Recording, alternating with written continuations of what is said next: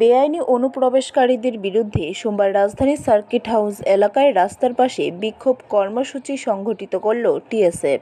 টিএসএফের পক্ষ থেকে দাবি, অবিলম্বে আসাম সরকারের মতো ত্রিপুরা সরকারের ভূমিকা নিতে হবে।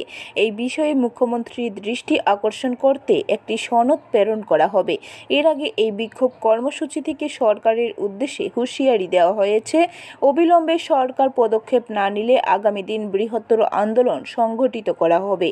সংবাদ মাধ্যমের মুখোমুখি হয়ে এমনটাই জানিয়েছেন টিএসএফ আগরতলা টাউন কমিটির সভাপতি মনীষ দেববর্মা। এই দিনের বিক্ষোভ কর্মসূচিতে এছাড়াও উপস্থিত ছিলেন টিএসএফের সাধারণ সম্পাদক হামল জমাতিয়া এবং নেসুর সম্পাদক জন দেববর্মা।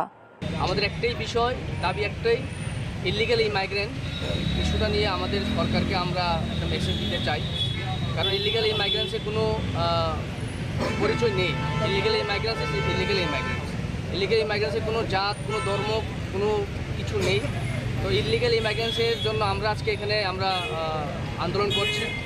অতি সত্বর ত্রিপুরা রাজ্য থেকে হোক, সারা ইন্ডিয়া থেকে হোক এবং নর্থ ইস্টের থেকে ইলিগাল ইমাইগ্রেন্টকে আইডেন্টিফাই করে ওদেরকে ওদের দেশে ফিরিয়ে দেওয়া এবং আমাদের ত্রিপুরা রাজ্যের এবং ভারতের শান্তিপূর্ণকে আমরা বজায় রাখার জন্য আমাদের আজকের এই আন্দোলন।